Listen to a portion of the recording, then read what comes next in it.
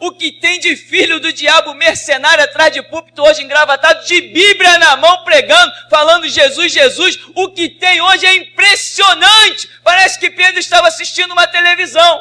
Impressionante, inigualável essa revelação. Amém. Josué capítulo 14, a partir do verso 6 diz: Os filhos de Judá vieram reunir-se com Josué em Gilgal, e Calebe, filho de Quenezeu, Jefoné, lhe declarou: Bem sabes o que Yahvé afirmou a Moisés, homem de Deus, a meu e a teu respeito em Cádiz Barneia. Eu tinha 40 anos, quando Moisés, servo do Senhor, me enviou de Cádiz Barneia para espionar esta terra, e eu lhe prestei um relatório sincero. Entretanto, os irmãos que haviam subido comigo amedrontaram e desencorajaram o povo, ao passo que eu obedeci ao Senhor, o meu Deus, e lhe fui inteiramente fiel. Por esse motivo, naquele mesmo dia, Moisés me jurou: certamente a terra em que pisou o teu pé te pertencerá por herança a ti e aos teus descendentes, para sempre, porque obedeceste perfeitamente a Jeová, meu Deus. Desde então, o Senhor me guardou com vida de acordo com a sua promessa. Faz 45 anos que Jeová fez essa declaração a Moisés, quando Israel andava pelo deserto, e eis que agora estou com 85 anos. Todavia, ainda me sinto tão forte como no dia em que Moisés me enviou naquela missão. Tenho neste momento vigor para ir à guerra como tinha naquela época. Agora, pois, dê-me a região montanhosa que naquele tempo o Senhor me prometeu. Ouviste naquele dia que lá viviam os Enaquins em suas grandes cidades fortificadas. Porém, se Yahvé estiver comigo, eu os expulsarei de lá, como disse o Senhor. Então Josué abençoou Calebe, Jefuné, Calebe, filho de Jefuné, e lhe deu Hebrom por herança. Por isso, até nossos dias, Hebrom pertence aos descendentes de Calebe, filho de Quenezeu, Jefoné, pois ele foi obediente e perseverou em seguir o Eterno, o Deus de Israel. Antes disso, a cidade de Hebrom era chamada de Kiriat Arbá, em homenagem a Arbá, o maior dos gigantes Enaquins, e a terra viveu um tempo de descanso da guerra. Amém? Podem sentar. Irmãos, o conhecimento é algo muito amplo, sempre, em todos os sentidos, e quando falta conhecimento, falta um degrau. Quando falta conhecimento, falta uma peça na armadura. O conhecimento das coisas de Deus, quanto maior é o conhecimento, tanto mais fortificado é a tua vida, a tua casa espiritual, as coisas que te rodeiam, a própria proteção de Deus na tua vida, ela se faz no conhecimento que você tem. Existem pessoas que Deus livra, mas livra por misericórdia. Tem outras que Deus livra, mas livra por merecimento. Então, o conhecimento, quando você é a arca de Deus, você carrega todo o suprimento que Deus precisa. Você carrega a vara de Arão, que é o sacerdócio. Você carrega a provisão para o povo, que é o maná. E você carrega as tábuas do mandamento, escritas no teu coração, a lei de Deus. É só o que se ocupa do teu interior, são as coisas que procedem de Deus, o maná, a vara de Arão e as tábuas do mandamento. Então, se você é uma pessoa de conhecimento, você é forte. Como é forte um cristão? Bem, tanto quanto ele tenha conhecimento e credibilize esse conhecimento. Então, se você tem um conhecimento e credibiliza, obviamente não vamos descartar essa possibilidade, se tem um conhecimento, vamos considerar que credibilize. Aí está a tua força. Eu fiquei impressionado com algumas coisas que Deus tem falado nos últimos dias. E uma das coisas, deixa eu citar o meu exemplo, uma das coisas que Deus mostrou foi uma armadura que Ele me deu. Uma armadura que seria o tipo da coisa que a R15 não penetra. Uma coisa absurda, grotesca, uma coisa fortíssima. Nenhuma arma que um homem consiga carregar na mão penetraria naquela armadura. Claro, isso é símbolo de um mundo espiritual, das investidas de Deus na nossa vida. Então, isso é gerado por um conhecimento que você buscou, alcançou e empenhou a sua vida naquilo. Aí entrou a fé, porque sem fé é impossível agradar a Deus. Então, não basta você ter conhecimento, você tem que ter fé naquilo que você conheceu. Como diz Tiago, não vos torneis ouvintes desapercebidos, enganando-vos com falsos discursos. Porque se você se torna ouvinte desapercebido, o discurso se torna falso para você, não para os outros. Então, o que ocorre? Se você ouve, mas não credibiliza, então você teve o conhecimento, mas não teve a fé. Então tem que ouvir e praticar. Praticar é ter fé. E quando você crê, 1000 cairão ao teu lado, 10.000 à tua direita, isso é fé. Mas essa fé, a fé não é um misticismo, a fé ela é prática. Você crê que 1000 cairão ao teu lado, 10.000 à tua direita e tu não serás atingido? Isso é uma loucura. Já falamos sobre isso. Isso é loucura. Como crer nisso? Pois bem, é isso aí que mostra a fé prática.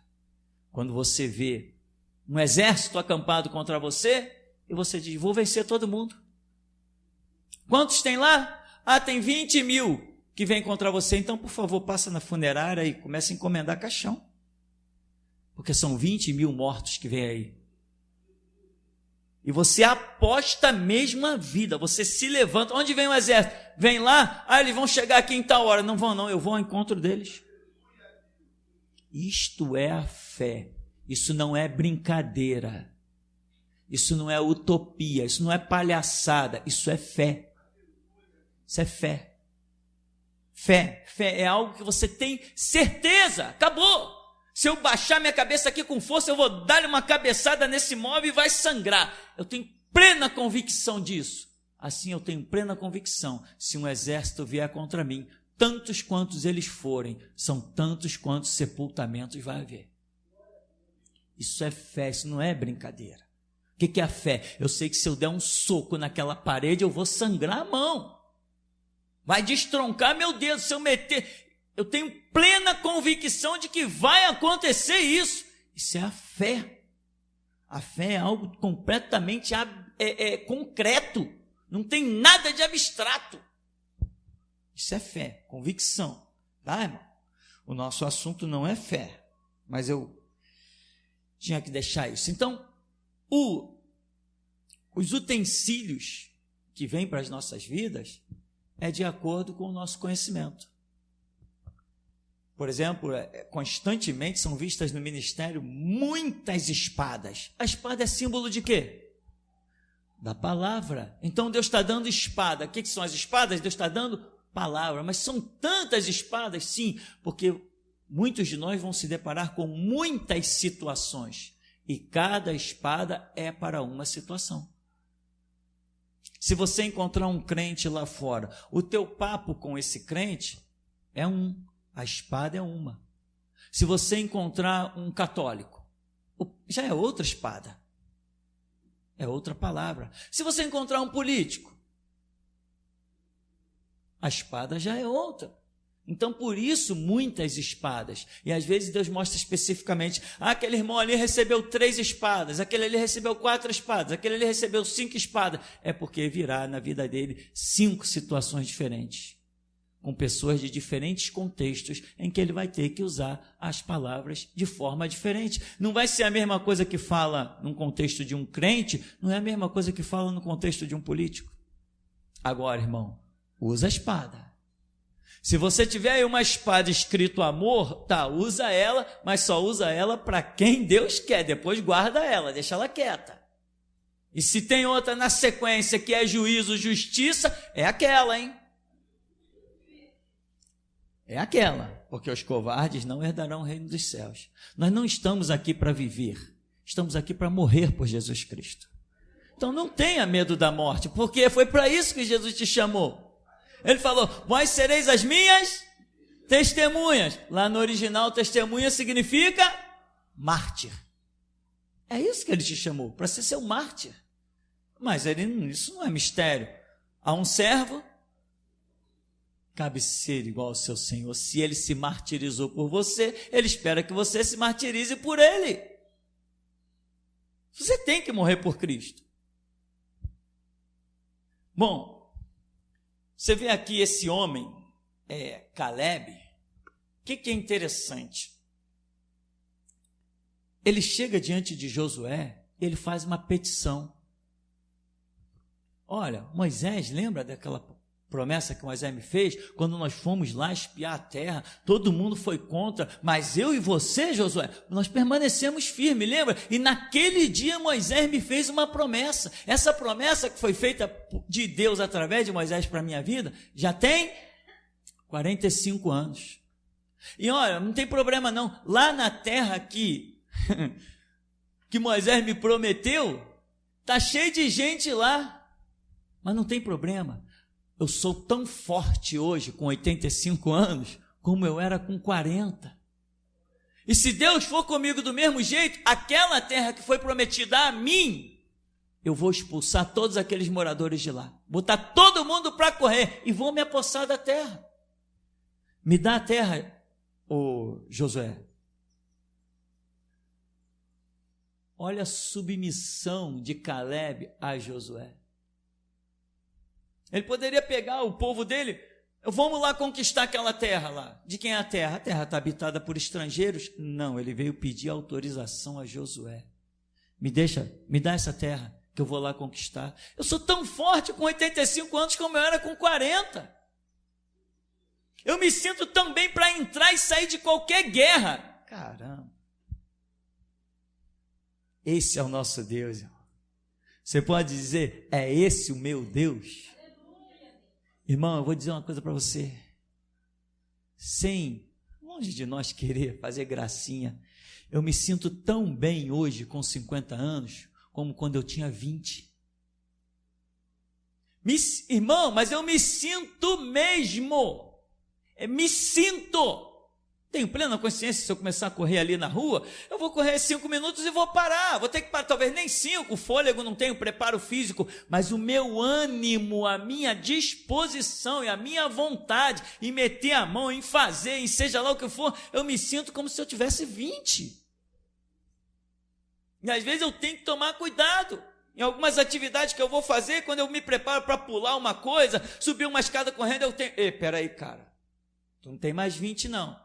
Mas a cabeça é de 20. O coração pulsa como de 20. O sangue corre como de 20. Só que eu tenho 50. Então, irmão, esse é o nosso Deus que renova a força do cansado, restaura a alma do oprimido. Os que confiam no Senhor vão subir com asas de águia, vão correr e não vão se cansar, vão caminhar e não vão se fatigar. É promessa de Deus. Se é promessa, é para você. Você tem que se apossar. Agora, se você baixar a sepultura pela sua própria vontade, não vai culpar Deus. Se você olhar para a sua vida, não, mas eu já tenho 65, eu estou esperando a morte. Então, a gente vai fazer aqui uma vaquinha para comprar o teu caixão. Agora, se você for um Caleb desse da vida, estou com 65, mas Deus pode me dar mais 65, vou servir ao Senhor. Não, pastor, mas ninguém vai durar 65 mais 65. Como? Vai contar isso para outro, meu irmão.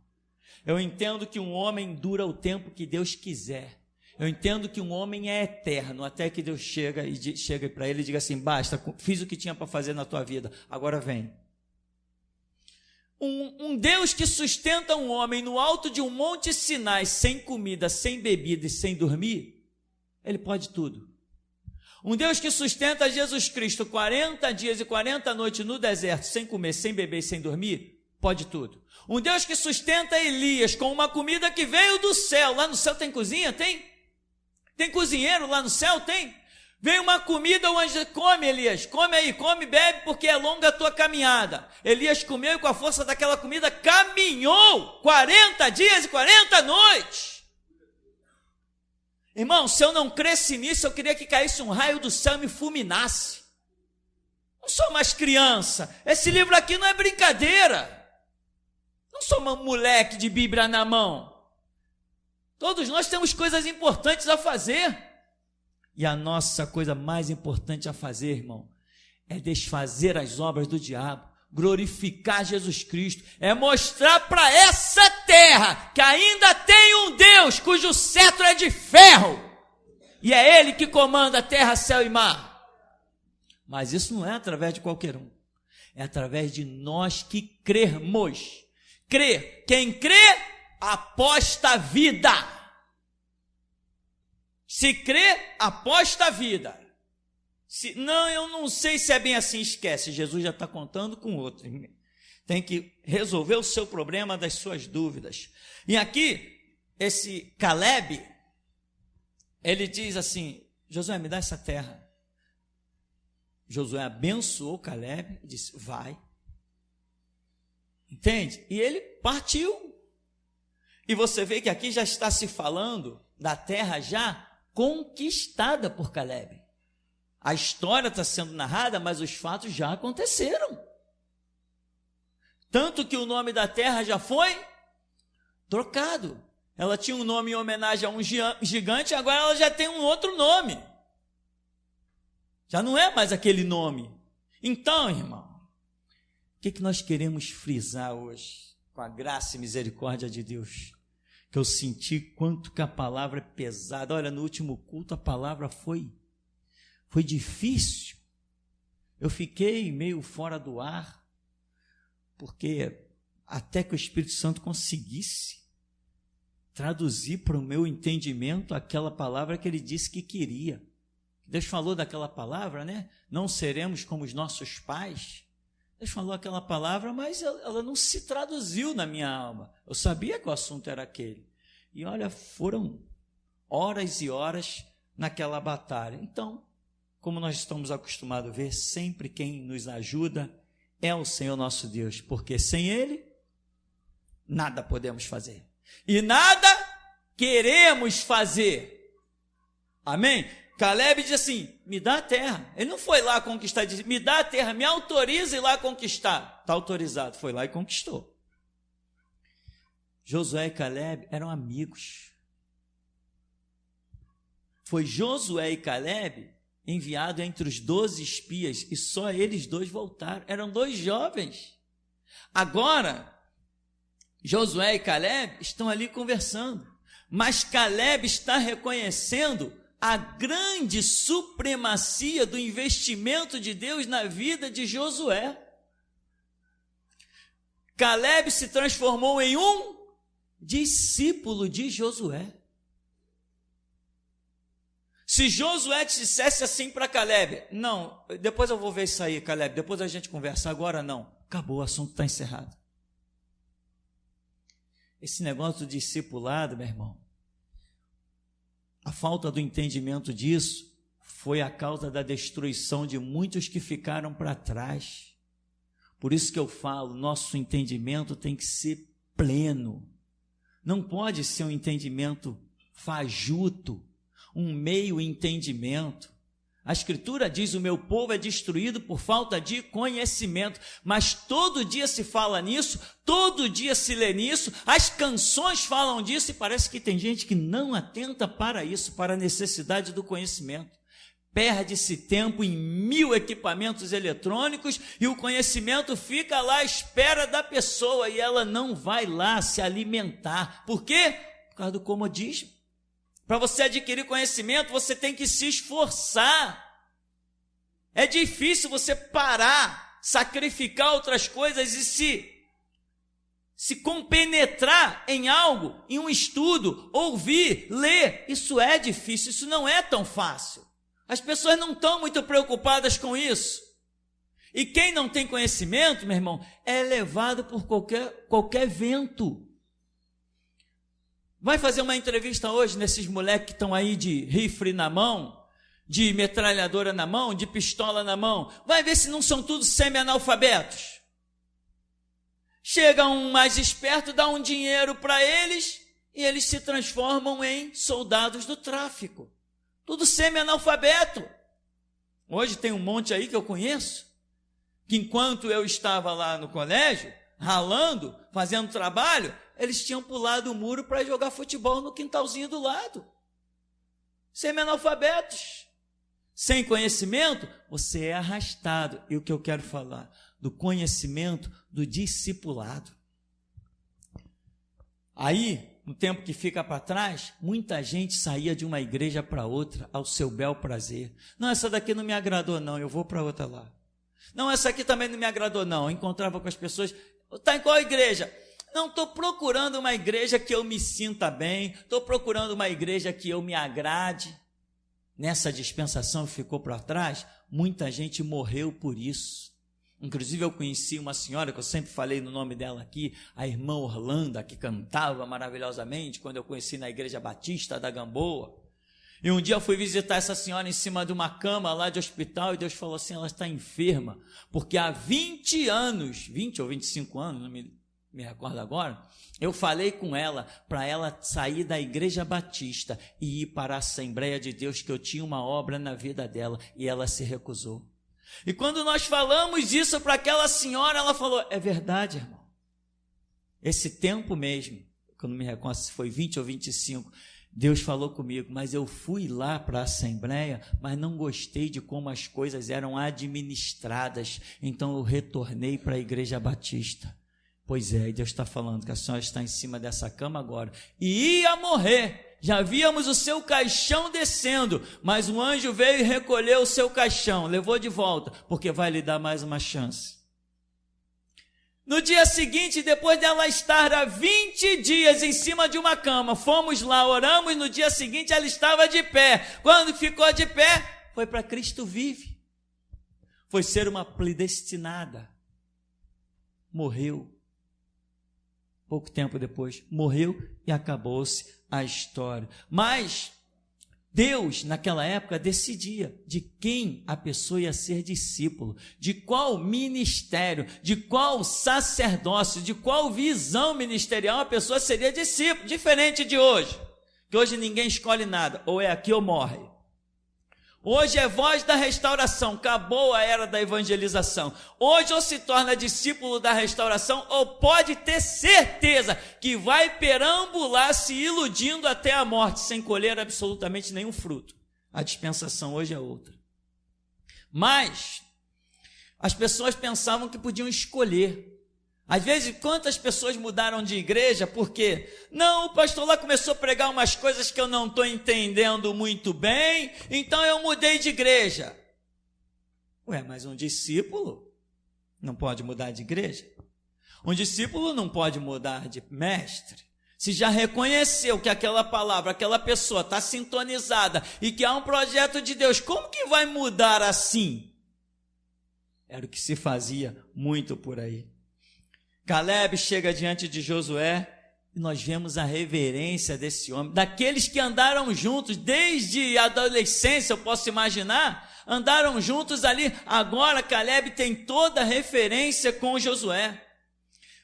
Daqui a pouco Josué chega e diz, olha, vamos rodear a muralha de Jericó. Irmão, é tolice pensar que todo mundo concordou. Claro que não.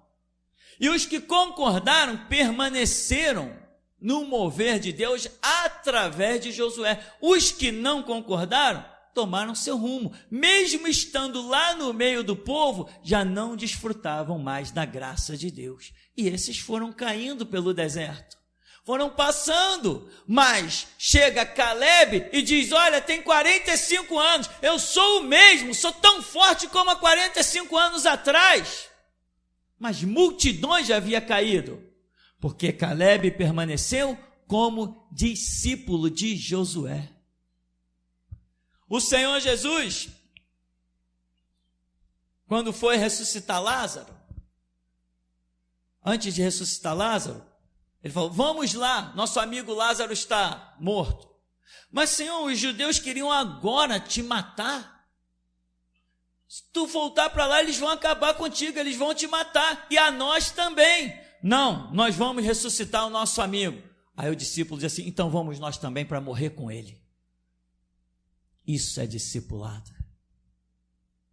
Não, peraí, eu não gostei dessa ideia não. Ele vai para onde? Não, mas lá já tinha um problema, tinha uma guerra. Não, eu não vou não. Se não for, está fora.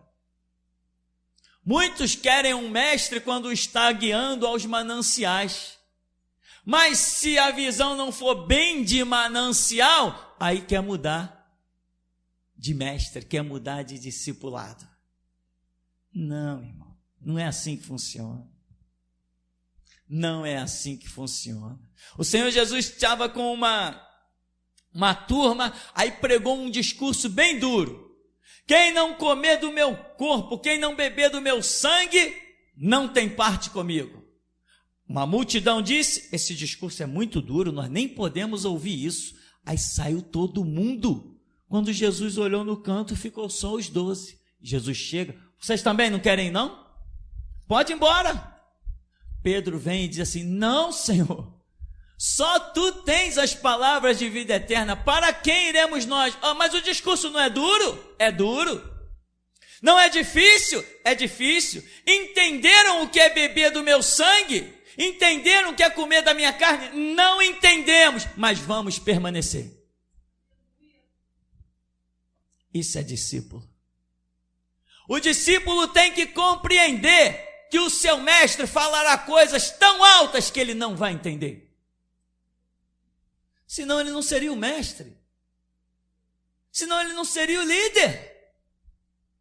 Líder não é quem pensa igual a outros, é quem pensa tem uma visão muito acima, que foi conquistada ao longo de décadas, ao longo de ministrações na intimidade dos pés do Senhor Jesus. Eu não penso igual a ninguém aqui, irmão. Às vezes eu fico no meu canto até sorrindo de alguns comentários lá no WhatsApp, de algumas coisas, de algumas brincadeiras, tudo no bom sentido, eu fico até brincando, eu digo assim, caramba, eu jamais diria isso. Eu jamais pensaria isso. E o Espírito Santo diz assim, é por isso que você é o líder da restauração. Se você pensasse como eles, você não seria o que é. E eles não estariam debaixo das tuas asas. Eu estaria guiado a outro canto, a outro líder. Eu não penso igual ninguém, mas ninguém, meu irmão. Às vezes as pessoas vêm conversar comigo e eu digo, não é mesmo? Tá bom. É nada. É o que eu estou vendo que não faz nenhum sentido, mas na hora da minha decisão a pessoa, mas você não tinha dito que é? Eu disse, tinha dito que é a tua ideia, eu entendi a tua ideia, mas não disse que era a minha. Não penso igual a ninguém. Eu não penso igual meu pai pensava. Não penso igual minha mãe. Não penso igual meu irmão que é militar, que tem uma experiência militar vasta, é um cara aposentado. Eu não penso igual a ele. Eu não penso igual aos conceitos dos ilustres políticos ou das pessoas renomadas da faculdade. Não, eu não penso igual a eles. Eu tenho discípulos. Lá fora está escrito, ensinando a morrer por Cristo. Só quem tem capacidade de ensinar isso aqui sou eu, ninguém mais. E eu ensino a morrer por Cristo de uma maneira que todo mundo diz, eu quero morrer por Cristo. Nas outras igrejas, se falar assim, temos que morrer por Cristo. Não, isso foi para aquele tempo. E não, a dispensação é outra. Aqui não, quando eu falo em morrer por Cristo, todo mundo, Deus me dá força, eu quero. Eu preciso, me ajuda. Porque eu recebo algo que vem de uma esfera muito alta e o Espírito Santo traduz para você. Então, irmão, ser discípulo é mesmo que o discurso seja duro, mesmo que você não entenda, como que os discípulos iam entender? Quem não beber do meu sangue não tem parte comigo. Quem não comer do meu corpo não tem parte comigo. Olha, uma turma lá vazou. E os discípulos também não entenderam. Eles não entenderam, irmão. Mas eles falaram, não. Até aqui nós temos caminhado contigo. Nós já vimos o suficiente, que tu tens as palavras de vida eterna. Nós não vamos te abandonar por causa de algo que nós não entendemos. Deixa o tempo passar, porque nós vamos entender. Isso é discípulo. Gideão chega e, olha, vamos para a guerra, 32 mil. Mas não eram discípulos de Gideão. Quando Gideão diz os covardes voltem para casa, 22 mil provaram que não eram discípulos. Depois, mais uma multidão e no final sobram apenas 300 que Deus selecionou como discípulos daquela empreitada de Gideão. E quando eles foram para a guerra, Deus deu vitória sem sequer eles precisarem lutar, sem sequer precisar desembainhar a espada. Por quê? Porque estavam em uma direção. A vitória, irmão, não vem necessariamente quando você luta. A vitória vem quando você está na direção. Isso é tremendo, irmão. Quando você anda na direção, não necessariamente você vai precisar sacar da espada, porque está escrito que o Senhor vai adiante de ti e te dá vitória nas tuas batalhas e conquistas. Ele disse, vinde após mim, então ele está na frente. E por onde ele passa, os inimigos já vão caindo, depois você vai só recolhendo os despojos. Essa é a verdadeira visão. Tem que ser discípulo. Achei impressionante a visão que Deus deu aqui. Irmão, deixa eu dizer uma coisa, hein? Eu sou discípulo de Jesus. E você? Você é. Mas para você ser discípulo de Jesus, primeiro você tem que ser o meu discípulo. Senão dele você não consegue ser. Entre Jesus e você estou eu, como sacerdote do Deus vivo. Quem pode receber isso, receba. Quem não pode receber, ali embaixo tem Igreja Batista, ali em cima tem Assembleia, ali atrás tem Universal. Quem não puder receber mesmo, tem igreja para todos os gostos. Mas aqui essa é a realidade. Você não consegue servir a Jesus sem a minha presença. Que palavra pesada. Que cara arrogante e prepotente. É mesmo? E você servia antes de pisar aqui? Servia? Servia os políticos lá na tua igreja. Servia a rosa ungida, o sal ungido. Jesus, tu serve agora. Passando por mim, encontrando ele. Mas sem mim você não achou ele. Sem mim você achou a rosa ungida, o sal ungido. Foi quando você ouviu aquele CD de um cara louco e estressado gritando, foi que as vendas caíram dos teus olhos. Aquela voz não era de Jesus, a palavra era, mas a voz era minha. Isso, meu irmão, é entendimento do que é ser discípulo. Sabe? Muita gente, eu sou discípulo de Jesus. Claro, todos nós somos, mas olha os critérios que eles usaram, que Deus usou. Você consegue chegar a Deus? Não, não consegue. Para chegar a Deus você tem que passar por Cristo. Ele falou, eu sou o caminho, a verdade e a vida, e ninguém vem ao Pai senão por mim. Ele é o caminho, você não consegue chegar a Deus. Mas quando abre lá o Antigo Testamento, clama a mim, responder-te-ei, buscar-me-eis e me achareis. Tá, busca ele, sem Jesus na tua vida, que eu quero ver se você vai achar. Aí vem Jesus e implantou o seu sacerdócio. Para quê? Para ficar excluído? Não, o sacerdócio existe como caminho do homem para Jesus. E depois Jesus é o caminho para Deus. Entendimento, compreensão. Se não houver essas compreensões, irmão, fica complicadíssimo. Então, tem gente que é discípulo das Assembleias de Deus, e ele aceita tudo aquilo. aceita os políticos, ele aceita a maçonaria. Se ele é discípulo da presbiteriana, por exemplo, ele vai aceitar a maçonaria. Irmão, eu conheci sei lá quantos pastores da presbiteriana, não tenho ideia de quantos, todos maçom. O único que não era maçom me disse assim: olha, eu tive que abandonar a igreja presbiteriana, que eu não aguentei a pressão dos pastores maçons querendo me arrastar para lá. Eu tive que largar a igreja, eu tive que ir embora para não me tornar um maçom. Foi o único que eu conheci presbiteriano que não era maçom, foi o que teve que abandonar a igreja, a pressão era violenta. Então tem gente que se torna discípulo, tem gente que se torna discípulo batista. Eu dentro da igreja batista eu era um problema, porque eu não conseguia me tornar um discípulo batista. A junta comandava a igreja: não pode crer em língua estranha. Não pode, o negócio de orar por enfermo, não pode orar por enfermo. Hoje tem os médicos. E assim é o discipulado. Você se concentra em uma liderança.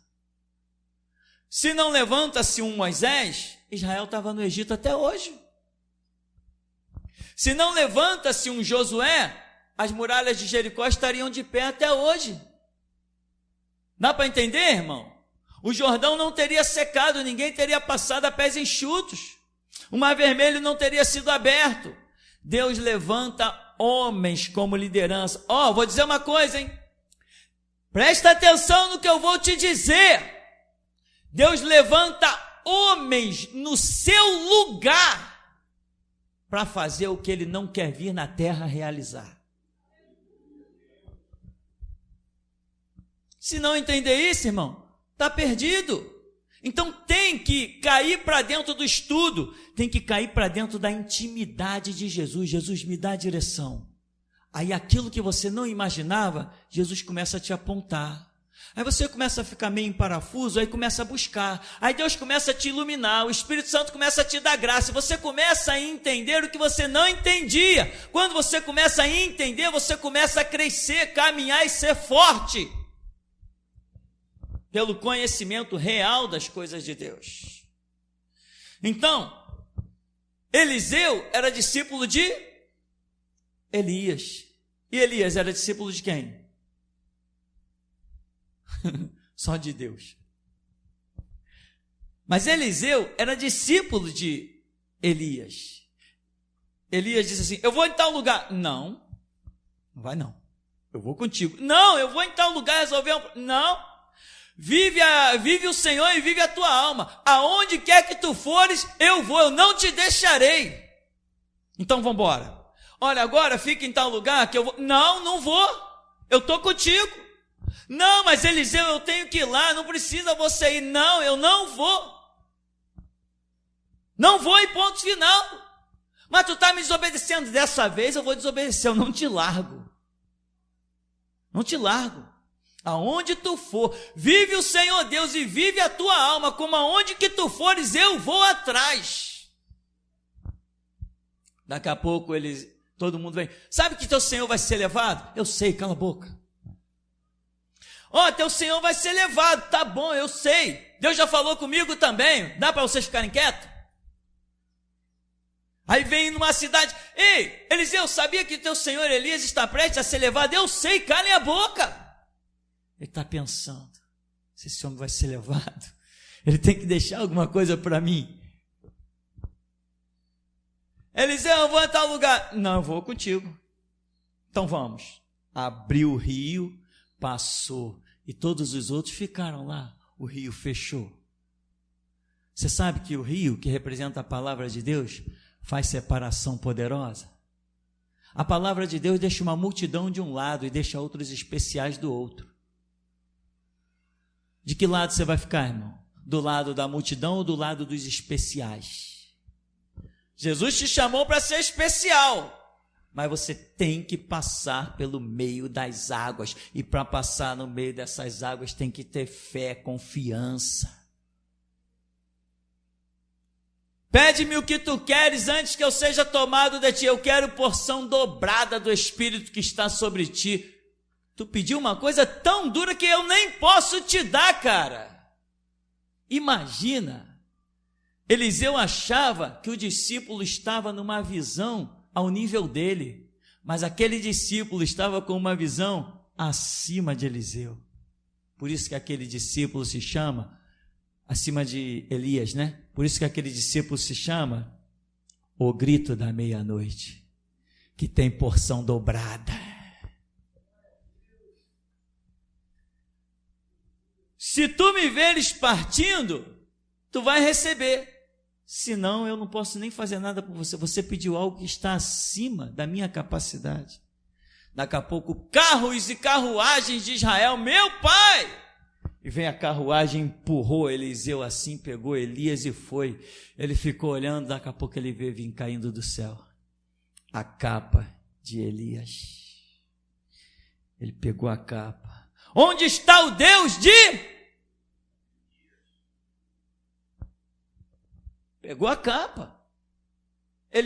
Elias falou que aquilo não poderia ser dado por ele, tinha que ser dado por Deus. Ele pega a capa, ele poderia dizer, onde está o meu Deus? E pá, abrir as águas. Não, mas ele mostrou que ele sabia ser discípulo e ele tinha uma memória sobre ele. Onde está o Deus de Elias? E as águas abriram.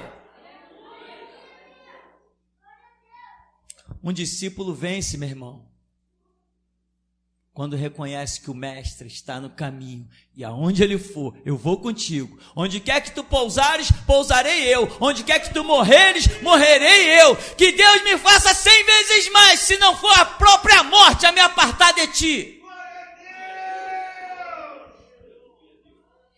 Entendimento do que é o discipulado. Entendimento de que não se pode pular degrau. Entendimento de que não adianta eu sirvo a Deus. Serve mesmo? Quero ver você servir na tua casa. Servir dentro da minha igreja é fácil. Vem a unção, te pega, vem o louvor, você participa, tudo organizado por mim. Tu serve o meu Deus. Aleluia. O hino que tu canta aqui sou eu que toco, sou eu que dou para cantar, sou eu que ensaio. Os anjos que descem, você sente a presença, é por causa do hino que eu estou tocando, é por causa do hino que eu estou cantando, é por causa de tudo que eu administro aqui. Tu serve o meu Deus. Chegou uma senhora esses dias aqui de 80 e tantos anos. Primeira coisa que ela quis dizer, moro no Leblon. Moro no Leblon. Vixe. É vizinha de quem? Sérgio Cabral? É, né? Ele mora lá, né?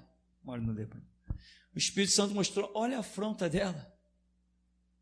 Ela tentou te comprar. Porque em todos os lugares por onde ela passou, ela comprou.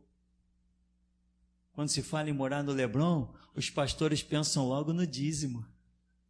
Os pastores, só que eu não sou pastor. Eu sou o último Elias.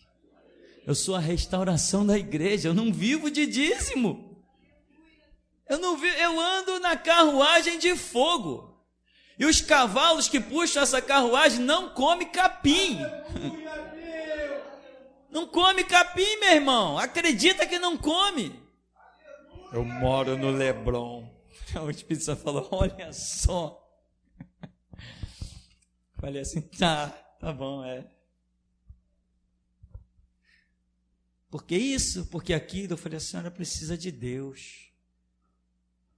Não, mas eu sempre tive Deus na minha vida. Se tivesse Deus, não estava agora aqui passando pelo que está passando, nem precisaria ter vindo aqui dentro da minha igreja. 84 anos. Lembrei até daquela profetisa do Antigo Testamento, né? Simeão e Ana, né? Até lembrei na hora ali. Falei, engraçado. Tem Deus? Tem nada, meu irmão. Tem nada. Quem tem Deus não procura em outro lugar. Quem tem Deus não vai atrás em outro lugar. Nós temos Deus quando estamos na regra de Deus, quando estamos no mover de Deus, nos conceitos, nos princípios de Deus. Então, tem gente que pensa que pode pular degraus. Não pode pular degraus. Você vai servir a Deus com as suas regras. Lembra do anjo que, por que procuras o vivo dentre os mortos? As mulheres ficaram acuadas, ele falou assim, não, olha, vai lá e conta para os discípulos que ele já ressuscitou. Foi isso? Não, não foi isso.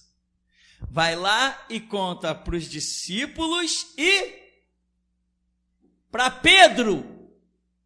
Mas Pedro não era discípulo? O anjo fez separação. O anjo não disse apenas vai lá e conta para os discípulos. Ele diz, conta para os discípulos e conta para Pedro. Por que ele separou o nome de Pedro? Não bastaria ter dito conta para os discípulos? Já mostrou desde o começo que Pedro era um discípulo diferente. Era o líder. Todo mundo ficou, mas as mulheres falaram que ele ressuscitou. Não acredito não. Mas os caras voltaram de Emaús dizendo que ele ressuscitou. Não acredito não. Daqui a pouco vem uma turma e diz assim, o mestre ressuscitou verdadeiramente. Por quê? Porque já apareceu para Pedro. Quer dizer que a palavra de Pedro tinha mais peso do que da de todo mundo. Todo mundo viu Jesus ressuscitado. Pedro foi o penúltimo, foi antes de Tomé, foi o penúltimo, mas todos só acreditaram depois que Pedro viu. Por quê? Era melhor? Era especial? Não, porque todos sabiam que tipo de unção estava sobre Pedro e que unção estava sobre os outros. Tinha diferença nessa unção, nessa graça, nessa glória. Então tem que discernir, irmão, tem que caminhar no profundo. Vamos descer as águas profundas do Espírito para sermos o que ninguém foi, fazermos o que ninguém fez, vermos a glória que ninguém viu. Deus mostrou uma visão aí esses dias que eu achei, irmão, eu recebi um impacto, eu achei impressionante. Deus usou o irmão Rômulo e falou assim, olha, eu te vejo, pastor, ele não me chama de pastor, né? Mal educado, tá vendo? Não, ele me chama de Elias. Elias, eu vi você com um escudo. Quando ele falou um escudo, eu já pensei, né? Ele falou, escudo de papelão. Eu falei, escudo de papelão? Eu falei, agora isso eu tenho que ouvir direito esse negócio até o final, para mim entender. Aí Deus falou, é um escudo que não protegeria absolutamente de nada. Assim diz o Senhor, vou zombar dos inimigos. Ora.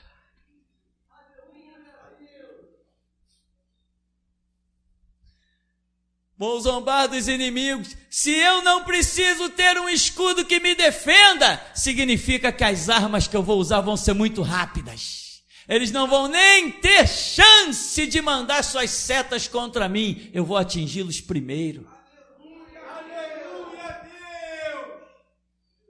Então, irmão, mergulha, caminha. Nessa obra não tem espaço para orgulho. Essa obra não tem espaço para orgulho, coração altivo. Né? Muita gente já disse, eu sirvo a Deus da minha maneira. Eu digo, só se servir o diabo. Que isso, irmão? É só se servir o diabo, porque ninguém tem o próprio Deus. Todo mundo tem o Deus de alguém. Ninguém tem o próprio Deus, todo mundo tem o Deus de alguém. O meu Deus é de nosso Senhor e Salvador Jesus Cristo.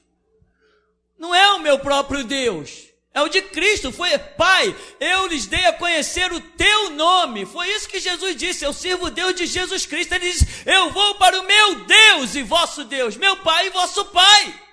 Eu não tenho Deus, eu tenho Cristo e Ele é que me conduz ao Pai. Ele é o caminho. Tudo bem, pastor, tá bom, é Jesus, né? Tudo bem. Não, meu irmão. Mas muitas vezes eu estive pronto a dar a vida por ministérios aqui na terra. Uma vez tinha um pastor que eu auxiliava ali na Praça da Bandeira, ele começou a fazer besteira, eu falei assim, olha, tu vai se dar mal, isso vai dar zebra. Você acha que vai dar errado? Vai dar errado. Por quê? Por isso, isso e isso. Ele falou, não, mas eu vou fazer, eu disse para ele, vai dar errado, mas pode fazer, que eu vou contigo até a morte. Ele olhou para mim e eu falei, pode fazer, vai dar errado e tu não vai ficar sozinho. Eu vou lutar contigo até a morte, mas vai dar errado. Ele me olhou. No dia seguinte, ele chegou, sabe aquele negócio? Falei, sim, não vou fazer mais não. Falei, tudo bem, mas se tu fizer, eu vou contigo até a morte. Deus me mandou para lá. Eu estava numa igreja imensa, de 2.000 membros. Deus virou para mim e falou assim, vai para aquele porão e auxilia lá, que eu tenho vidas lá que precisam ouvir o que você tem aí dentro desse coração. Eu fui. Então, eu não ia arredar o pé dali. Se Deus me mandou para lá, eu só tenho um lugar para estar, lá. Não adianta eu dizer, vou para outro lugar. Deus vai dizer assim, para onde se eu não te mandei para canto nenhum? Não, mas aqui está fazendo tudo errado. E daí? Eu te mandei ficar aí? Ou você já é dono do próprio nariz? Diria Deus para mim. Fica lá e morre lá. Então eu vou ficar lá e morrer lá. É o projeto dele. Um discípulo, irmão, tem que discernir o caminho que tem que andar, senão ele não é discípulo. E quando eu disse isso, eu disse isso, irmão, não estou mentindo não. Muitos diriam assim, não, cara, isso vai estar errado, ó.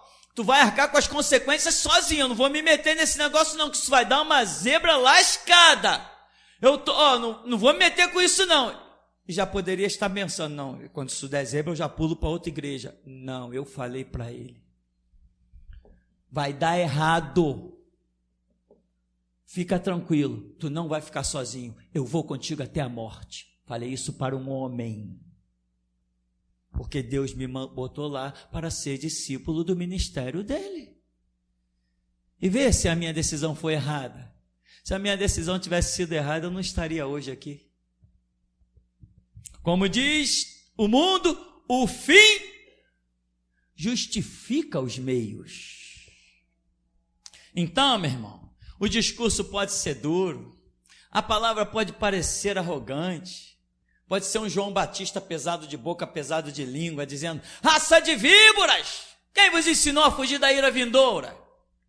Mas nunca o discípulo de João o abandonou, até que ele disse, eis o Cordeiro de Deus, é a ele que vocês devem seguir, importa que ele cresça e eu diminua. Aí os discípulos olharam assim, é para ele, João, que a gente tem que ir? Bom, João, como nós somos teus discípulos, já que tu está nos apontando ele, agora seremos discípulos dele. Um prazer te conhecer, João. Tchau. Os discípulos de João Batista viram Jesus ser batizado. Ouviram a voz do alto, viram a pomba descer e toda a tradução que o próprio João Batista deu a respeito de Cristo. Mas enquanto João Batista não disse, vai, segue a ele, é a ele que vocês devem seguir, ele é o Cordeiro de Deus que tira o pecado do mundo, seguem a ele. Enquanto João não os liberou, eles permaneceram com o discípulo de João, mesmo vendo Cristo fazer milagres.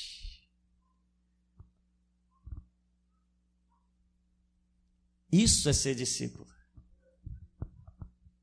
Isso é ser discípulo. Se nós fizermos aqui a campanha da prosperidade, muita gente vai dizer assim, eu vou para aquele ministério, naquele ministério tem prosperidade. Mas se a gente fizer aqui a campanha do túmulo aberto, para todo mundo morrer, ó irmão, vamos marcar um dia aqui, loucura, né irmão, só para ter uma ideia, vamos marcar um dia aqui que nesse dia vai todo mundo morrer. Quantos virão no culto, hein? Irmão, dia 21 é o nosso dia. Dia 21 vai ter um culto aqui abençoado. Deus revelou que vai todo mundo morrer. Dia 21 nós vamos celebrar como nunca, porque é o dia da nossa morte. Será que eu vou cantar sozinho? Tocar sozinho? Pregar para as paredes? Não. Os discípulos vão estar presentes. Tenho certeza que os discípulos vão estar presentes. Olhando assim, eu nem sei quantos são todos, metade, um terço, eu não sei, mas eu sei que tem discípulos nessa terra, amém, irmão? Porque se não tivesse discípulos, nós não veríamos todos os dias o homem de branco passeando no meio de candeeiros de ouro. Não veríamos os céus abertos todos os dias e ouvíamos a voz dele todos os dias. Ele falou, onde estiverem 2 ou 3 reunidos no meu nome, eu estou aí no meio deles. Se tem um lugar nessa terra onde eu tenho visto Deus, esse lugar é aqui. Depois de 30 anos de evangelho, eu já falei, eu nunca vi tanto Deus como tenho visto nesse ministério. Eu nunca pensei que Deus operasse tanto como tem operado no nosso ministério. Nunca pensei, irmão. Começamos a buscar em Deus, Deus começou a falar, eu tenho uma grande obra na tua vida, eu tenho uma grande obra, eu tenho uma grande obra, e tudo que era profeta na rua, nas igrejas, dizia, eu tenho uma grande obra. Eu disse, meu Deus, quantas vezes já ouvi isso, que tem uma grande obra? Até que um dia um chegou e disse assim, olha, Deus tem uma grande obra na tua vida, mas Ele não pode te falar tudo, porque é tanta glória que você não suportaria. Como é que é tanta coisa boa que Deus tem, que a tua alma não ia suportar? Eu falei, meu Deus, como é que pode um negócio desse? Nós somos abatidos, entre aspas, né? Quando a notícia é ruim, caótica. Imagina Jó, Jó, o rebanho foi, Jó, o outro rebanho foi, Jó, os filhos foram, Jó, a casa foi, o camarada vai lá para baixo. Deus falou que comigo era o contrário, era tanta glória, mas tanta glória que eu não suportaria. Demorei muito para entender isso. Vou dizer uma coisa, temos 17 anos de ministério. E muito mais é o que está por vir do que o que já foi conquistado. Muito mais. E eu já estou orando, Deus, me prende. Deus, me leva para a cela. Deus, eu quero conhecer Bangu 1. É 1? É o que? Bangu 2, 3?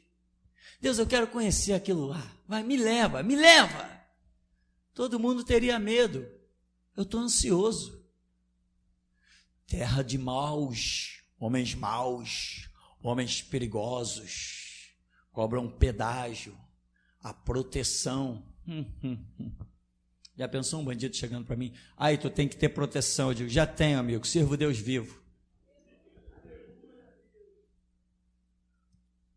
Bom, mas eu quero isso na prática. Eu preciso ir para a cova do leão para poder alisar a juba do bicho. Eu creio. Se eu creio, eu quero. Quem crê aposta a vida. Eu estou apostando a minha. E estou apostando, irmão, que você não tem ideia. Nos últimos meses, surgiu uma fé nova na minha vida. Sabe quando você sente uma catraca mover dentro de você assim? Trac!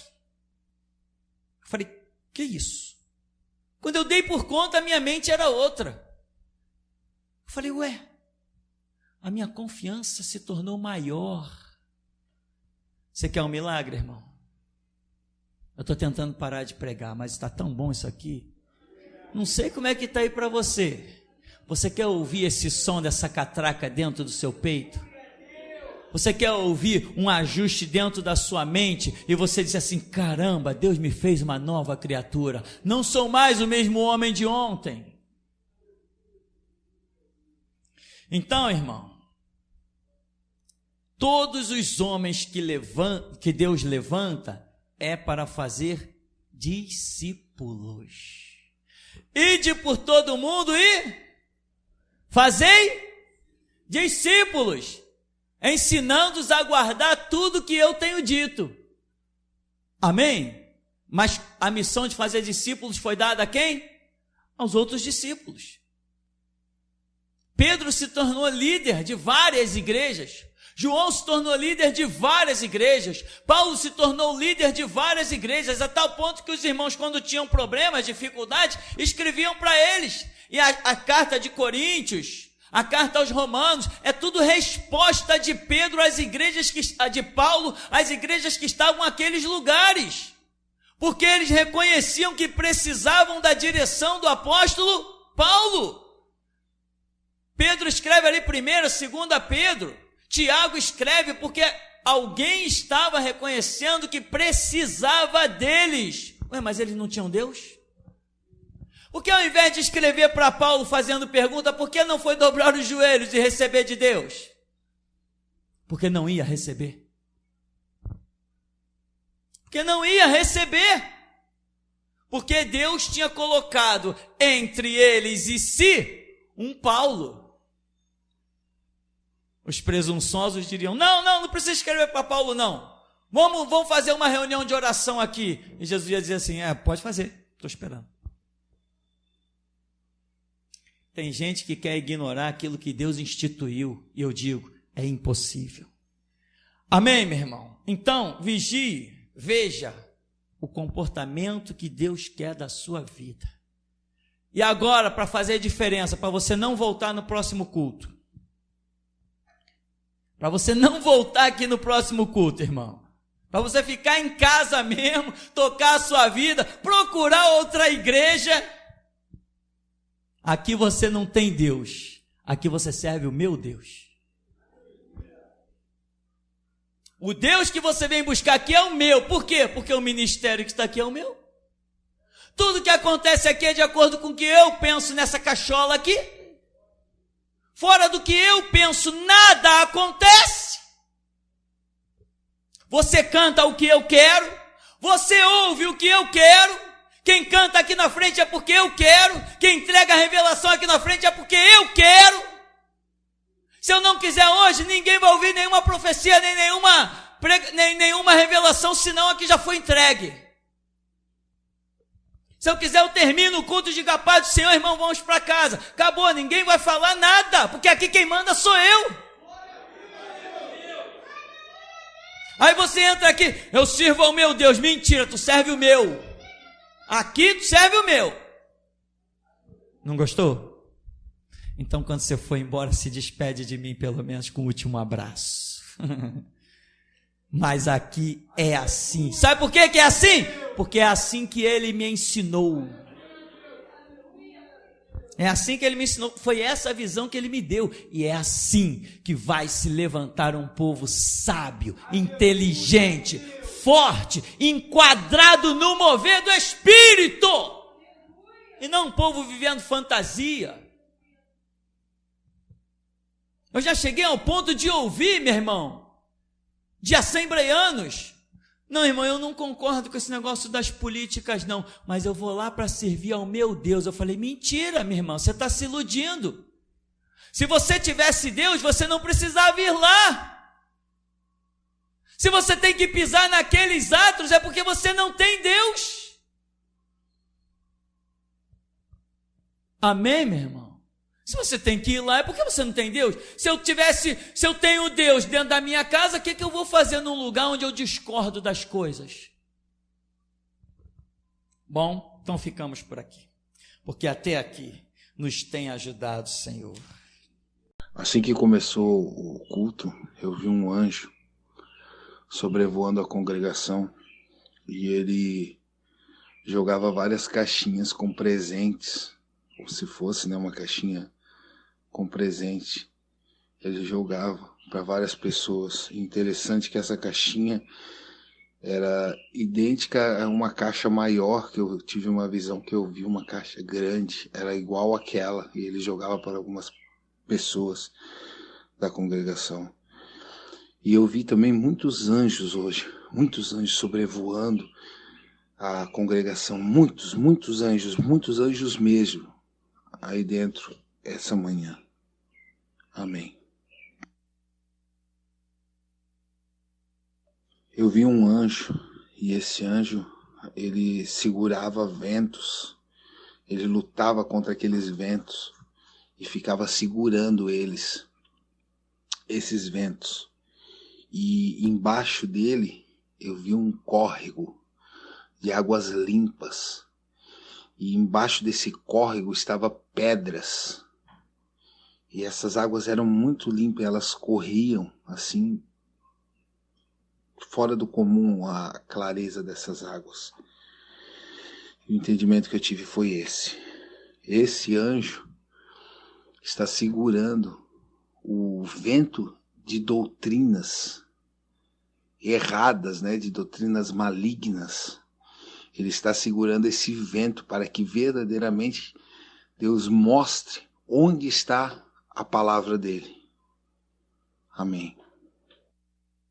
Eu tive uma visão, e nessa visão eu vi muitos pregos, eu vi uma chuva de pregos. Esses pregos choviam, não eram assim, não fechavam como uma chuva torrencial, mas era uma chuva de pregos. Vários pregos caíam assim. E então Deus falou comigo e me perguntou: o que viste? Eu disse: uma chuva de pregos, Senhor. E ele disse: viste bem, porque muitos serão os mártires do meu povo. Então eu fui levado ao céu e eu vi um anjo. E esse anjo estava preparado para descer.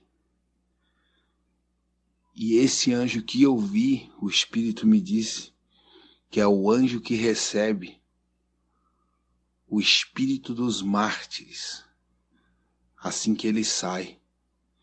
Esse anjo está preparado para descer.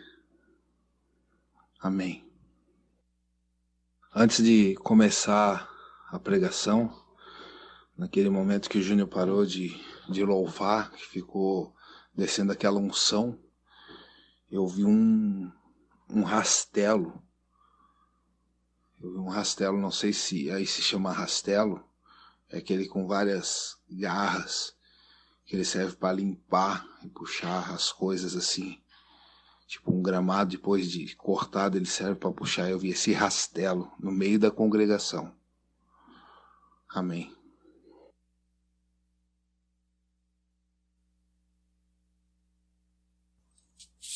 Pastor, paz, eu vi um anjo ao seu lado, e esse anjo, ele observava tudo e todos. E teve um momento em que ele saiu do lado do pastor, e ele veio na direção da câmera onde a gente assiste o culto pelo YouTube. Ele veio e ficou olhando assim dentro da câmera, como se ele estivesse vendo todos os irmãos. Foi o que eu vi, pastor. Paz. Paz, eu vi quando uma mulher se aproximou do templo e ela ficava como se estivesse olhando para dentro do templo. E eu vi sair alguns leões de dentro do templo e ir até essa porta. E eles pareciam dóceis, era como se alguém pudesse tocar neles, eles não... calminhos, tranquilos. Só, pastor, que quando aquela mulher colocou um pé para entrar dentro do templo, aqueles leões, eles se alvoroçaram assim, se armaram de uma tal forma que começaram a avançar. O rugido daqueles leões fizeram com que aquela mulher saísse correndo. Foi o que eu vi, pastor. Paz.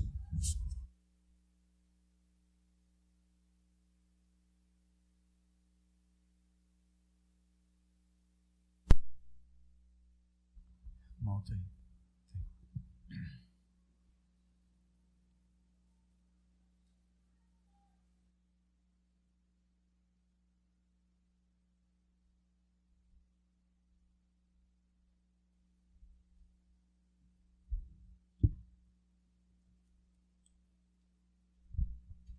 Paz, igreja.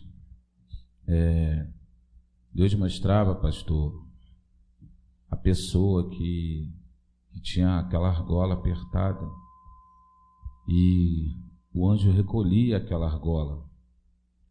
E Deus deu uma palavra para a pessoa, para ela trocar a intimidade por reverência. Assim diz o Senhor. E tem uma palavra aqui para essa irmã, que está do lado do irmão Alexandre Braga. Irmã, Deus manda dizer para a irmã que Ele vai lhe tirar todas as dúvidas, porém a irmã tem que continuar buscando. Amém. Deus mostrava as cordas vocais do Júnior, e as cordas dele brilhavam muito, e quando ele abria a boca para louvar, saía um facho de luz na boca dele. Assim diz o Senhor, Júnior. Deus mostrava também, pastor, nessa parede, uma mão. Essa mão, ela aparecia na parede e depois ela fechava um dos dedos e só ficavam 4 dedos nessa parede. Amém. Deus mostrava também aqui hoje algumas armaduras. Pessoas com armaduras completas e outras com aquele capacete da cabeça, tinha um buraco na parte do cérebro, onde fica o entendimento da pessoa. Amém.